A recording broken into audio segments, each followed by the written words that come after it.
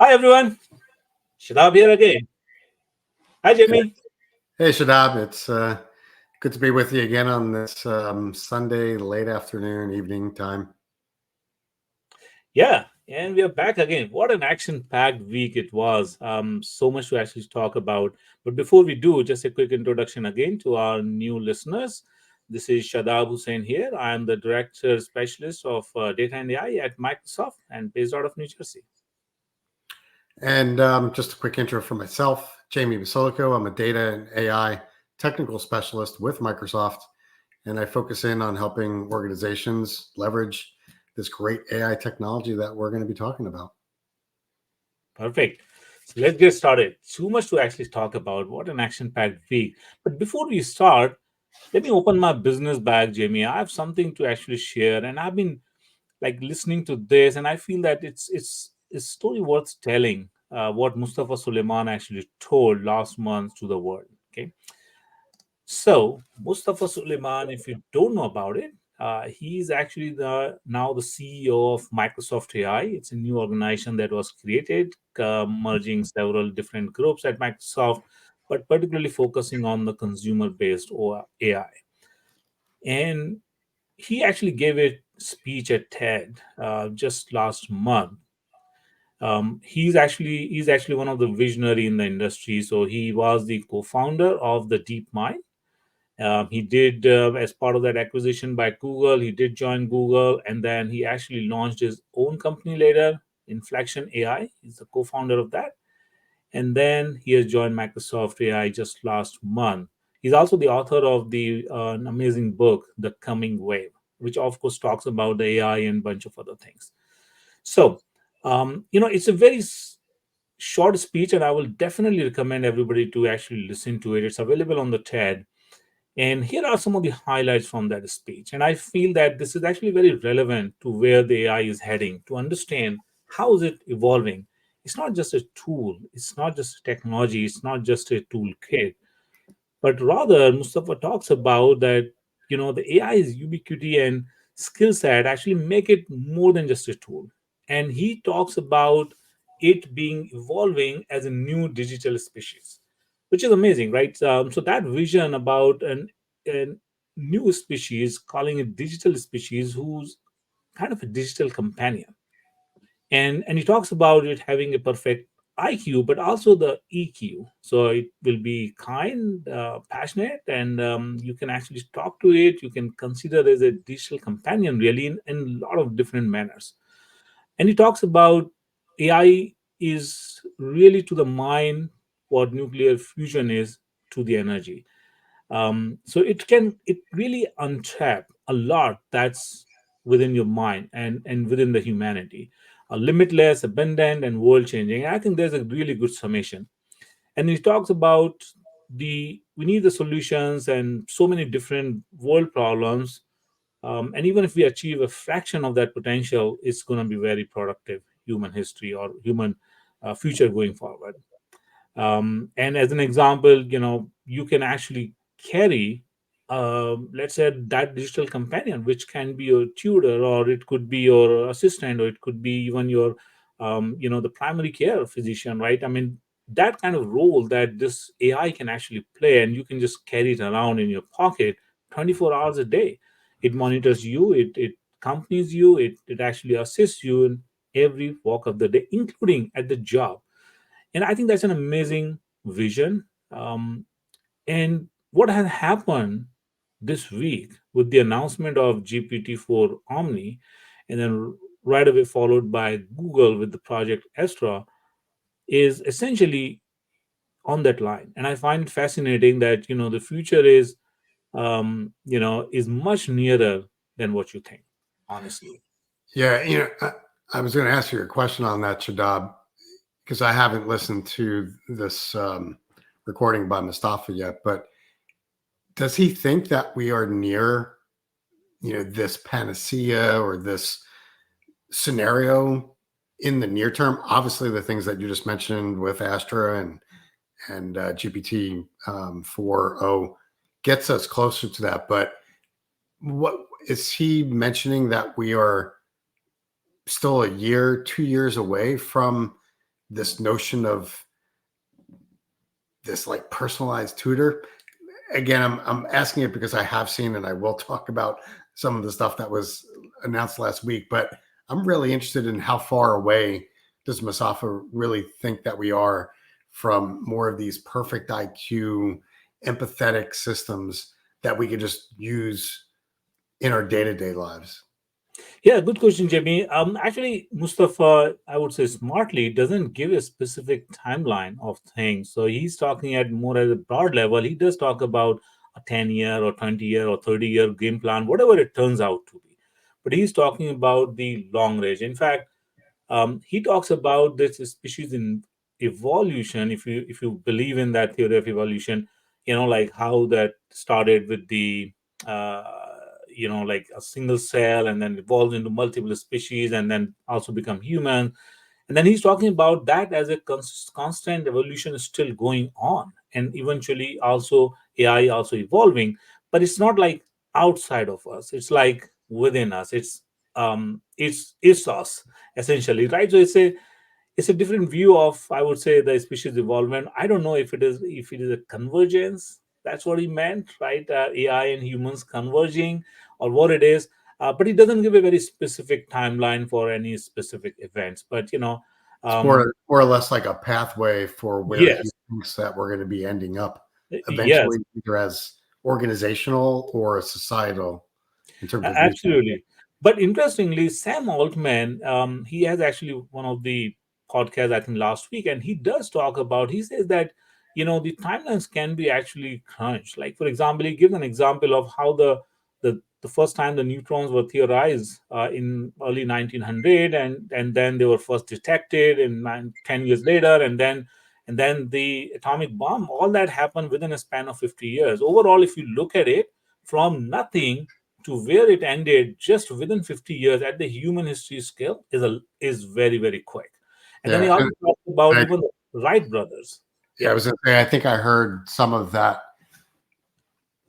interview, if you will, with Sam, and if I remember correctly, I think he said something like we may be 2 or 3 cycles away from maybe this artificial general intelligence, which I'm assuming that's really what Mustafa is talking about. What was interesting with Sam, though, he didn't define what a cycle is. Yeah. So 2 or 3 cycles, is a cycle a year? Is a cycle like a 5-year plan? I think that's going to be really key in understanding where and how far we're going to go. So I'm definitely curious, where we end up on this journey, and the thoughts that Mustafa has put out there, and you're kind of going through now on how quick we're going to get there. Because Yeah. Uh, my personal view or belief is that I think we're going to be to this stage a lot sooner than people believe, and to me, a lot of that comes back with what we saw just this past week as the advancements. Some people might see them as small advancements, but the way I look at it is these are leaps forward because the model has actually changed. And I'll get into that a little bit later, but very interesting from what, Mustafa put out there in this talk that you're referencing. yeah, absolutely. I completely agree with you, Jamie, that I think things are gonna get rapidly evolved. There is no linear cycle here. It's gonna be exponential. One just one event. And in my view, what Mustafa talked about, um, I find that this week announcements were essentially on that line. If you see that demo that also the OpenAI has put out, where Sal Khan from the Khan Academy, he actually shows that demo of his nephew being helped by the tutor, right? That assistant, if you will. And that's amazing. I was blown away with that, right? So that is, in my view, exactly what Mustafa talked about. If you look at the last point on the slide, a course Exactly. all Yeah. in your pocket 24 hours a day, it's already here. If Yeah. you look at that. That whole concept of a personalized tutor in your pocket, or quote unquote in your phone, is near. I mean, Yeah, with GPT-4o or Omni. So yeah, absolutely. I definitely do see it being sooner rather than later, which is that opens up a lot of other kind of questions around responsible AI, how far and what is done. But again, we'll leave that for other conversations. By the way, you mentioned the demo, about that tutor. Well, we'll put that into the show notes as well, so people can look at that video later. And there'll be a bunch of other things that we allude to, or at least I'll allude to in some of my things that I'll mention that will be a better off seeing just by going to some of the links. Yeah. So I'm eager to talk about all the stuff that was out there, but I don't want to stop your train of thought with Mustafa. Any other words of wisdom that you pulled out of his TED Talk? I mean, I would recommend. It's a very short speech, actually, just about 25 minutes. He does talk about some of the additional things at the end. Is what something they call about intelligence explosion, where things go completely out of control, right? I mean, where the AI itself starts multiplying, and he talks about in his perspective that there is no evidence that's going to happen. It is not something of his worries. He does talk about there are, of course, the downsides, but you can prepare for it, and it is not something that he believes that it's going to be completely uncontrolled.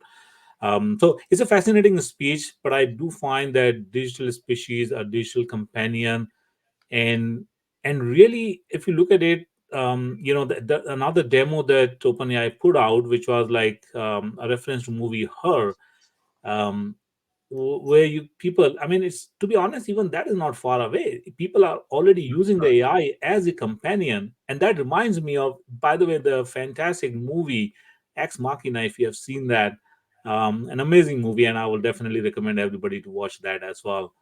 I don't think any of that looks impossible, and any of that looks even further away. It may even be already happening, to be honest. It's a question of when it comes out of the wrap. I totally agree. So, So but yeah, Jamie, I'm actually eager to hear about your perspective on what really has gone through, and share some of those tech bits about everything that has happened. It's one of the most, I would say, consequential week of the year. yeah, I would too. And the way that the week started out was with OpenAI doing their spring update. What's always interesting to me is when these announcements happen, and it's always about positioning, in my opinion. So Google had their Google I/O conference this week, which is their developer-oriented conference. When did OpenAI actually talk about their updates? Literally one day before Google started their I/O conference. So that is all about positioning. How do you steal some of the limelight, if you will, from a developer conference? And OpenAI really put something that is of interest to many different people on the map. What I find a little bit even more interesting is there was a lot of this groundswell probably over the last 2 weeks because OpenAI had been sort of putting little breadcrumbs out there. There was a model called I'm a Good Chatbot that was released on one chat bulletin board, and it was there for 2 days, then it disappeared, and then there was a whole bunch of stipulation leading up to the spring update on, is this announcement going to be where OpenAI goes into search? And what we learned on, I guess it was a week ago from when we're doing this recording, was that was furthest from the truth, or furthest from what was being put out there in the rumor mills. So what did get announced? So sort of seems like it was out of left field. There is this new model, and you already alluded to it. It's GPT-4o. And what does O stand for? So yeah, I go back to what I said before, that this I'm a Good Chatbot. There are a couple of different variations of I'm a Good Chatbot that was out there in the wild. Probably suspect that one of those variations was this Omni model, for people just to kind of, hey, go kick the tires on this. We're not going to tell you what it is up until the spring update. So now we know what it is based upon the spring update. So what is it? it brings together all the things that we know about a large language textual model, but it also incorporates audio and imaging and video directly into the model. Now, you might be saying, Jamie, well, that doesn't seem too much of an advancement because GPT-4 could already take in imaging and it was already multimodal. It could already understand text or languages. And I would say, yeah, you're totally right. But what's majorly different about this model is that everything is combined in the model itself. Let me break that down real quick for something. So if you were going to do exactly what you said before, Shadab, about, her quote unquote companion. And if anyone hasn't seen that movie, definitely go seeing that. It's a pretty good movie in and of itself. But the notion of using an assistant where it stood before by using GPT-4 was that you needed to speak into your iPhone, as an example. It would do speech to text transformation. It would take that, it would then ingest that into the model. The speech to text would actually be done by some other model, made it look like it was part of GPT-4, but it really wasn't. And then text to speech coming out, that would be yet another model. So what's very much different with GPT-4o, the Omni model, is that all of that is now included within the model itself. So there's a single model. What does that do? Well, it makes the interaction with GPT-4o be more human-like. And again, this goes back to what you were saying before around Mustafa and some of his thoughts, is that we need something that is going to be more human-like and changing the way that we interact with these AI services, agents, assistants, whatever you want to call it. That's what GPT-4o does. Great example there is it used to take several seconds, believe it or not, for GPT-4 to take speech input and then be able to bring something back out. Now with GPT-4o, you can have responses that are less than like 3 milliseconds, averages around 320 milliseconds, which when you look at the comparison, that's actually similar to average response times in a conversation. And again, how is that all done? It's through that incorporation of all those different models directly into the Omni model itself. To me, that's a game changer.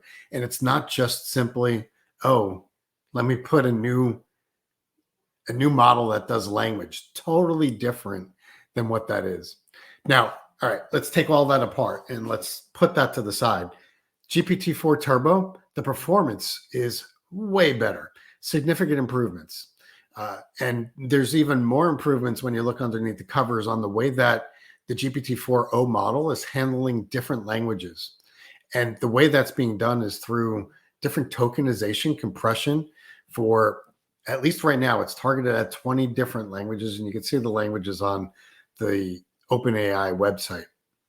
But that is vastly changing the way that performance, not only just in the English language, but those other languages as well. So it doesn't stop there. There's so many different parts of this announcement that was released. So one of the other major things is that the GPT-4o model is not confined to just the paid users of OpenAI.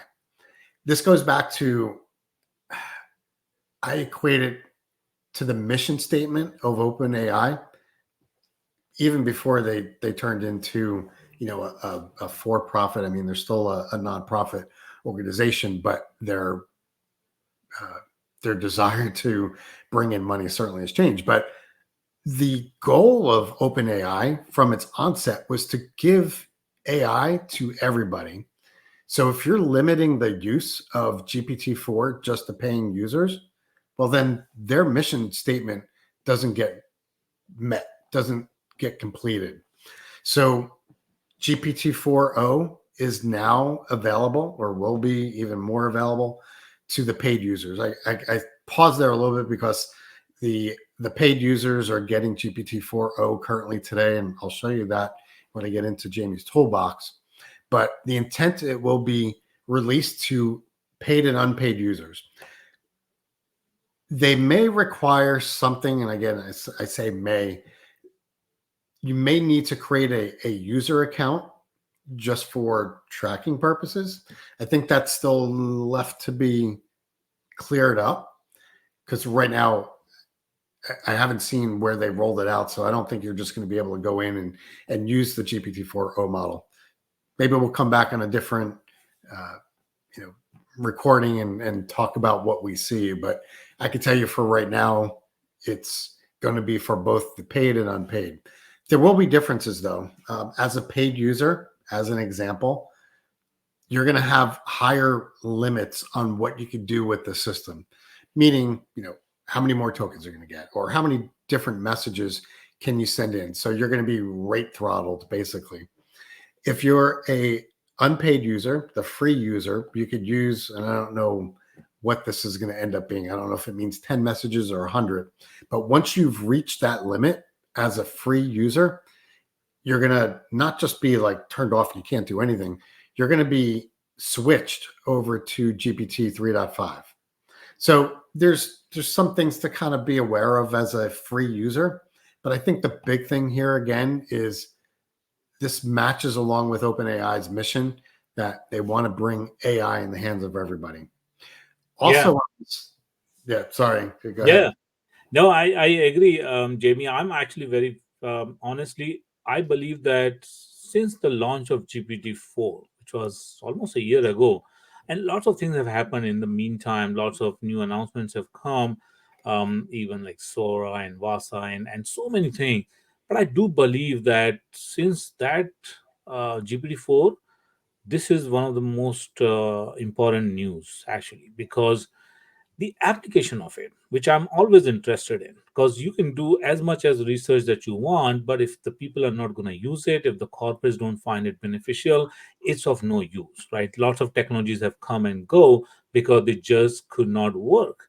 And I feel that from that point of view, this is actually a remarkable development, because the whole agents, right, the assistants that we're talking about, the companion, this model, which I will call a unified model, where you bring everything and you don't have to stitch an application like having like that kind of a prompt flow thing. You're passing from one to another. Now you can actually use one model and do tons of things. That is remarkable.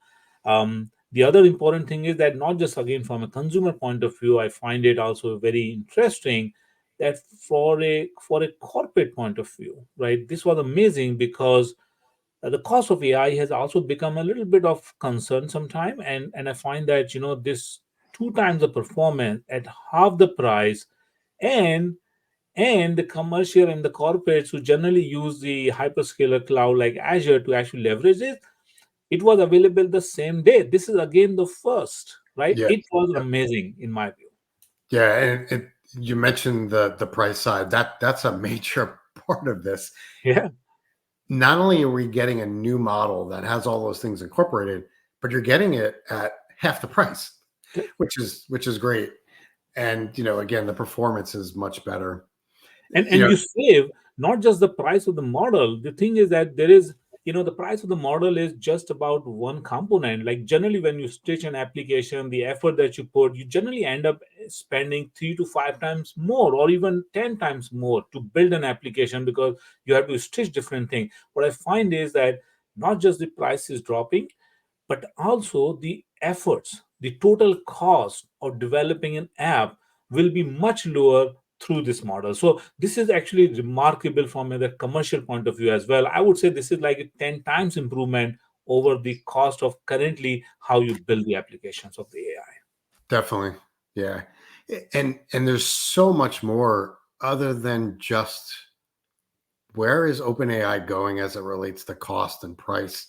I think we're always going to see improvements in not only performance, but as hardware gets more advanced, and I'll talk about some of the chips that Google just announced, but we're going to always see performance improving. And then the way that we use these models or the models are created is going to natively just drive down the price because things are being done more efficiently.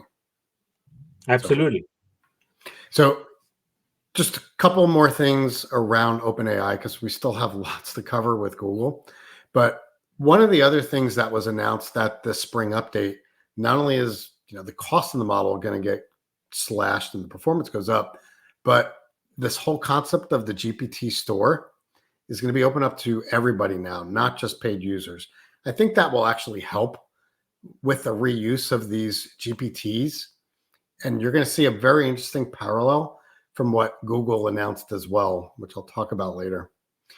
The main thing that I want to point out with the Omni model is the model itself is important, but it's also the way that you interact with the model. So what OpenAI also announced is the advent of new applications. They're going to be targeting the Apple product line first. So that being the iOS mobile environment, as well as the Mac. So I know that there's already a Mac application. They call it Desktop Assistant. And there will be one for the phone as well. That's what was shown off in the demo. Again, you'll see links that we'll put in. But the Desktop Assistant, the reason why this is so unique and also advances what these models can do is through the function that's called Live View. Live View, instead of me taking a picture and sending it to GPT-4, with vision included, I have to actually do something and send an image. This whole notion of Live View, if I have that application running, it's seeing everything at the same time. So whereas you talked about before around like the math tutorial, the math tutoring, it's seeing things in real time. So as I draw or as I put an equation or as it sees what's around my environment, it's picking that up automatically. That's the radical piece with what's coming with the Desktop Assistant, what's coming within the new iOS app. You're going to see a lot of parallels once I start to talk about, the Google offerings that was released or announced at least at Google I/O conference. One last thing that I'll mention around the OpenAI spring update is around the availability on the Microsoft side. You mentioned it already, but for the whole partnership that I've seen in existence between Microsoft and OpenAI, there's never been the same day delivery of a model inside of Azure. It's always come 3, 4, 5, 6 weeks after the fact, which is still pretty darn good in terms of a timeline, but this was at the same day. And I'll show you some of that, at least how you get to it in the Azure OpenAI Studio to use this GPT-4o model. I'm sure the audience is excited to see that, Jamie. But let's talk about the Google. Yep. And I think when we talk about that Google, I do want to talk about, of course, the competition as well between the OpenAI and Google. Yep. They did pretty much a lot of similar things. So we'll talk about that. But you give an overview about what did Google do really? Sure. Yeah, definitely. I'll give you my my perspectives on the competitive nature between that as well. There was a lot within Google, which I'll get to. All right. So let's get into Google. There were so many announcements at the Google I/O conference. There was over 100 things that were announced. Now, keep in mind, the I/O conference is not just AI. It's everything Google. But even when you look at just the AI related topics, there was a lot. I've gone through like the highlights, if you will, of the Google I/O conference. And in the keynote, they actually kept track of the number of times AI was mentioned within the keynote. And they brought it up at the end. And it was something, I can't remember if it was 121 or 141, but whatever it was between those two, it's a lot of time. So that tells you how much of a focus Google really has on AI. And there was a slew of different things that were announced. I'll give you my perspective at the end. Let me just go through this. One of the major things, and I'll just say this up front, is the way that Google approached talking about and demoing these different products was way different than what OpenAI did during their spring update. Google was more focused on what I'm going to call flash and polish. A lot of their demos were pre-recorded. Whenever I see a pre-recorded demo, I get a little, how should I say, inquisitive on how well that product actually works and or how real that was, quote unquote, vaporware. Not saying that everything and or all of what was shown in Google I/O was vaporware. It certainly is not, but it's about, is this ready for prime time? Is this even ready to put it in developers' hands today, tomorrow, next week, next month?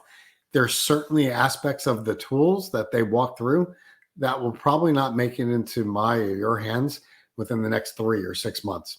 But I will say this, Google laid out a great vision, a great viewpoint of how their different services tie back into AI and what it means to them as a company. So let me run through this list because it is kind of long, and I'm just going to skim over these topics. We could spend an hour just drilling down on any one of these different topics, let alone spending 10 or 15 minutes on it. So starting at the top, what is Google known for? They're known for their search. So what Google is doing and what they announced is bringing in Gemini to create customized Google search results into their AI search. And this includes things like advanced capabilities around multi-step reasoning, planning, and multimodality into their best-in-class search system already today. In my opinion, this will catapult Google's capability around search even more. You could kind of equate this to it's now a race between, what Microsoft with Bing and OpenAI does around their models and how it incorporates to what Google is doing with search as it relates to bringing in the Gemini model. So one of the things that they're doing with this search is doing grounding. So since Google already knows about the things that you're trying to do, they're going to ground it into capabilities that align with the things that you're looking for. So let's say if you're looking for dining establishments, well, they're going to ground that into the concepts and data that they already have around those categories that you may be interested in search, and then provide that to you. So it's going to be a game changer once this comes out. Again, I go back to take a look at the demos. We will put a link out there. I found a couple of really good, how should I say, top moments of their keynote, which shrinks it down to 10 minutes. So you don't have to spend literally the hours that everyone did in the I/O. So you'll be able to see this for yourself. Outside of that, within the search, they have this notion of AI overviews, which are basically quick answers to your queries. This is, it's already been used many times over through their experiments within their search labs. So again, all things tied back into their searching. All right. Now, what is really powering this? Well, we already know that, there's Gemini, different versions of Gemini, but what they've focused on is two different aspects of the Gemini models. So 1.5 Pro has got basically an overhaul. One of the things that they've done is up the context window. The 1.5 Pro is already a leader in this with 1 million tokens. Well, they just doubled it to now being 2 million tokens in the context window. That's kind of mind-blowing. If you think about what can be put into 2 million tokens, the capabilities are really almost mind-boggling and I don't want to say limitless because that obviously, there is some limit. It's 2 million, but you can do so much more. Now, the other thing that they've done, and I think this is very interesting, is they've been able to bring in a token cache. So you might be thinking, well, what is the cache is going to be used for? So instead of always going back and adding in a prompt that has let's say you're using 1 million tokens, they're going to store that in a cache. Now, you could kind of equate it to it's akin to memory, but the difference here is that it's going to be per call. It's going to save money because instead of sending in those tokens at whatever rate you're paying for in terms of the Gemini model, it's going to be half the cost. The reason being is that they're going to use some other memory utilization techniques to bring back those tokens. So can you go to 1 million? Can you go to 1.5 million tokens? Again, your use cases are going to vary on whether or not you really need that much. But if you do, you could turn on this token cache, which ultimately is going to save you money. And theoretically, it's going to be able to save you performance because it's already in memory. The other new model that they brought in is Gemini 1.5 Flash. So Flash is a lighter weight model. It's all intents and purposes to be fashion efficient. So you could think about use cases or scenarios where you don't need the performance of Pro. You want something a little bit more lightweight. There are other announcements that they made for their Gemini models to be able to be run on the Android devices, specifically theirs in terms of the Pixel. So look for those new announcements with the lighter weight models. Now, here's one of the bigger parts of the Google I/O conference. It's this Project Astra. And I think, Shadab, you kind of alluded to it when you were talking, up front. So Astra is really Google's vision for AI assistance. And it's really about understanding the objects and the things that are around in your world in real time. So I find this very similar to what OpenAI in GPT-4o is doing through the desktop assistant application and or the updated iPhone app, where it's got that live mode. So very similar. So it's all about understanding your environment, being able to run these assistants. There was a really, and I'll hand it to it, very slick video that was done with Project Astra that Google put out. It's roughly about 2 minutes. There's a person that walks around an office, literally going and looking at different objects and asking in real time directly against the Gemini model through this Project Astra. The part that I found very interesting, if you watch this video, the person who's walking around with the phone actually puts down the phone at one point during the demo and picks up eyeglasses and puts them on. So they never really talk about any project related to the eyeglasses, at least not in the things that I've read or seen.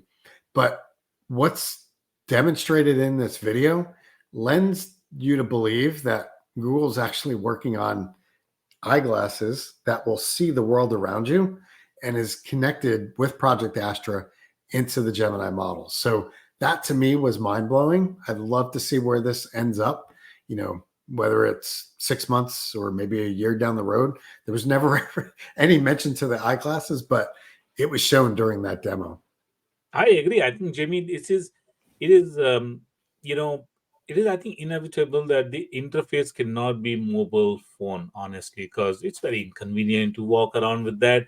And that's where, that approach that human AI that had taken, right? A kind of a pen. You don't have to keep even a pen on you, really a device on you, which actually kind of captures the vision. It can also project and things like that. I think that's a more natural way of using it.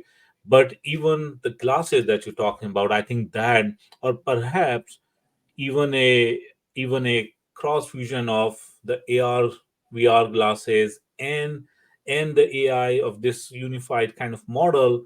And in fact, Sam Altman also talks about that. I think that's where things are heading for sure. It will be interesting to see what Google is going to do, what Apple does, what even now Microsoft's consumer AI division, the Mustafa Yep. Suleyman, will do.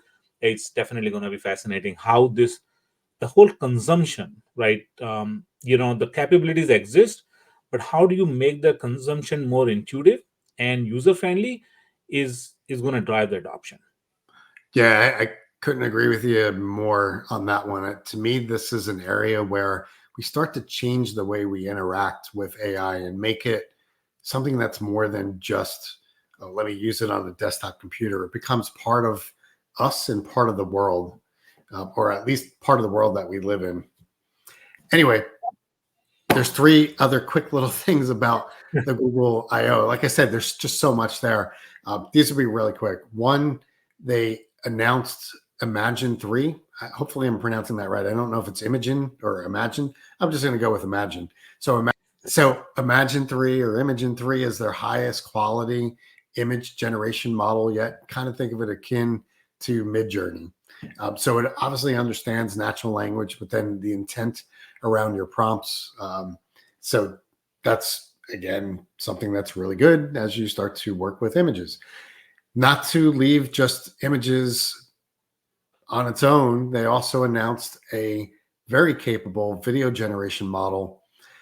Generates 1080 resolution, high quality, high definition. This is called VO. I don't think it's at the point or on par with Sora yet, but we'll see where that ends up. I guess my takeaway from that, just like OpenAI with the Sora video generation model, it's only in the hands of a select few. I know during the keynote, they showed a couple of Hollywood production studios, executives, and their teams working with VO. So it's in the hands of creators. My last point here is, I guess it's the competitive view on this. My take is that OpenAI has certainly an early lead, and they continue to lead in that space. Google has shown great sort of mindset and the things they want to go, but I go back to a lot of these different tools I just talked about are not ready, or at least not in the hands yet. I would certainly like to see where this goes. I think Google is still playing catch up, and I go back to the positioning that the marketing teams did with OpenAI coming out a day before. I think if they didn't do that, I would have said Google would have leapfrogged them. But with what OpenAI did, I think that still puts them in the forefront. It does, I think, and that's a fascinating. What I found, the sequence of event, how things turned out this week, more than the models, the race itself, the competition between Google and OpenAI. So here are the few things, right? Perspective on that competition and how things are turning out. Number one, it is very clear how the OpenAI has reacted with the nimbleness, right? So they were able to do a spring update with just a few days of notice, right? Google, as a behemoth, cannot do that, right? It's very clear the advantage of a startup against a behemoth, which takes a heavy machinery, right, to move things. But then OpenAI also, however, is not just a simple a small company. It has a heavy machinery of Microsoft behind it, right? So OpenAI, Microsoft, kind of, I would put that as a kind of an alliance against the Google. I think they have found the sweet spot with all the heavyweight required from Microsoft and all the nimbleness required from a kind of a research lab, etc. I think they found the sweet spot. Them doing this announcement a day before stole the limelight, honestly, because Yeah. if they had not done it, Google would have stole the show. But once again, OpenAI moved faster, like what they did with ChatGPT. It's not that Google did not have things ready; they just hesitated. They just did not go ahead with their. They thought that they have all the time. There's no competition, and I think that's where Google has lost the ground. What I also see, again, in terms of the branding and the marketing, if you look at it, the OpenAI comes as much cool, right? Google now comes as legacy, right? It doesn't come out as a cool thing anymore. The OpenAI is the cool thing. Look at the demos, right? The Yeah. style of the demos and all those Demo things. was the demo was so laid back with OpenAI. I mean, it Exactly. felt like, oh yeah, we're here. We're going to show you some stuff, right? Yeah, real life and cool, and not like intimidating and all that kind. And the other thing is that what I also find is that the OpenAI has kept it very simple. There is a GPT family of models. Simply, there is a sequencing 3.5 that becomes 4, and then there are different variations. But everything, there is one common theme among everything: GPT. His GPT Turbo 4, GPT 3.5, everything, or Chat GPT, or GPT Omni, whatever it is. There is a GPT. It's so easier to understand. And I'll tell you about the Google's family of things. There is a Bird, there is a Bard, there is a Gemini, there is a Gemma, there is a PAM, there is a Lambda, there is now Project Astra. I have lost track. It's if people cannot understand and they can't keep a track of things, how would they know? There's no need for so many different denominations and the names and all that, and then again suffixing them with flash and pro, and it just it's just too much, to be honest. I do feel that people are kind of getting lost. And then the other thing that what I also find is, unfortunately, with Google, is that they can't seem to get their demos always right and genuine, right? So many times it's like there have been always question about some of the fiascos with the demos. We, I we think they've become more careful now. Yeah, and we saw that when they first released Gemini, and Yeah, there was a lot of backlash on what could be done and what exactly. could be done. So it just hasn't been, to be honest, Google's last couple of years. I find it fascinating. A company like Google, who was essentially leading the way and was de facto, I would say people would assume that they will do the thing, and they are leading the thing. Their acquisition of DeepMind, and the company by Jeff Hinton, etc. I find it fascinating. Look at within 2 years. Within 2 years, Google is not considered the pioneer anymore, like OpenAI is. Even Microsoft has actually completely turned around their AI story with their co-pilots, their own models, and their investments and partnership with OpenAI and Mistral and others. So it's a fascinating turnaround of things in the corporate world as I see it in the last 2 years. Yeah, no, definitely. It's an exciting time to say Very. nothing but the least on that one. Yeah. And I know we're running really long on this episode. Like I said, there's so much to cover, and I still have one more thing with Google. I swear I'll go quick with Snowflake. So I do want to talk about something there, because it's not just about the announcement with what Snowflake put out as far as a large language model, but what that model actually is. And I do want to spend at least 2 or 3 minutes. I'll show you some of the things related to the Omni model. Go And for it, Jimmy. This so, week actually requires 10 hours worth of uh, talking, but we're trying to condensing yeah. it in an hour. Not bad.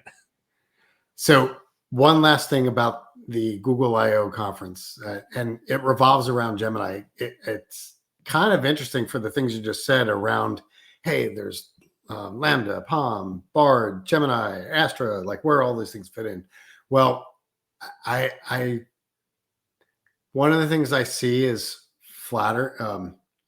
You know, copying is one of the best forms of flattery. One of the things that Google put out is this notion of gems, which is in essence very similar to a OpenAI GPTs, which basically just means create a persona, put in some context into it, and then hand that out to somebody to use.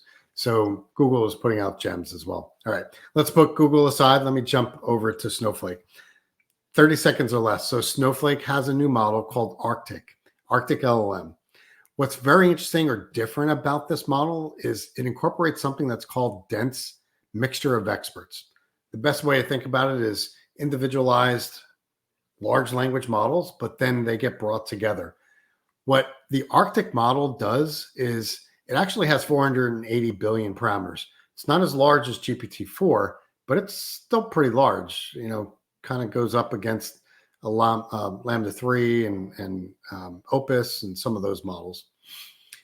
But what it does, and this is what's very different about it, is it allows it to spread across 128 different fine-grained experts, and it uses a different gating mechanism to only have, at any one point in time, 17 billion active parameters against those different experts. Boil all that down, what does it mean? It means that you do not need as much horsepower to run this model, but you're getting the performance capability of a larger, much larger model that's bringing in all of those parameters at one point in time. So the way that Snowflake Arctic model stacks up, it stacks up very well to the existing open source models.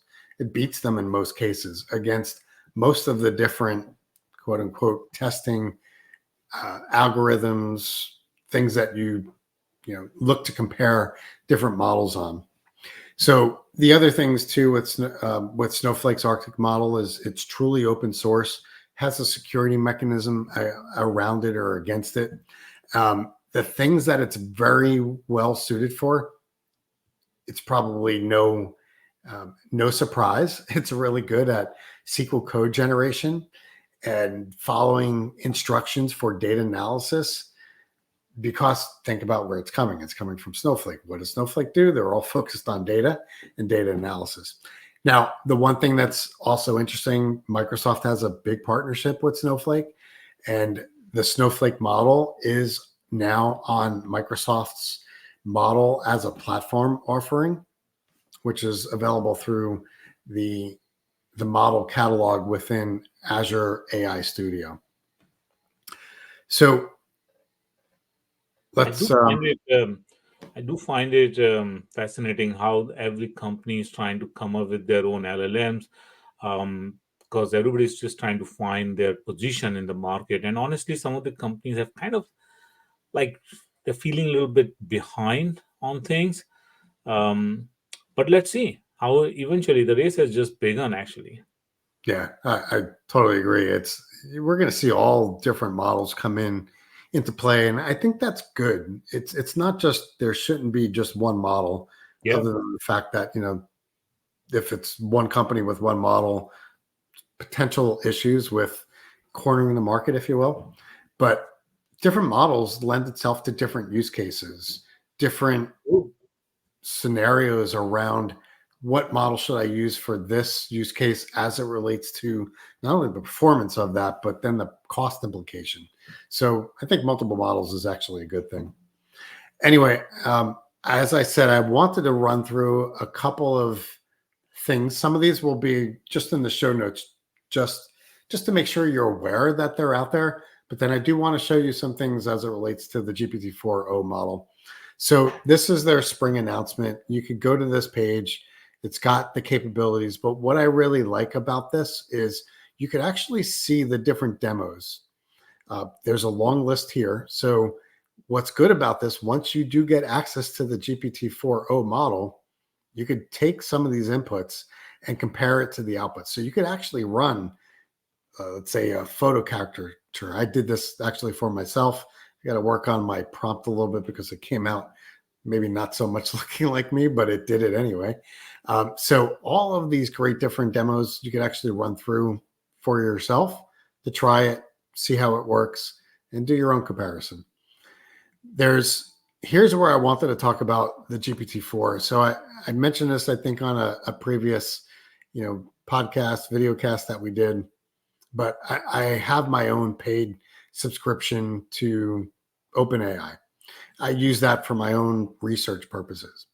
So what I did is I go back to one of my other passions other than AI is doing weather related severe storms. So this is a prompt I created to help me summarize the day one convective outlook from the Storm Prediction Center.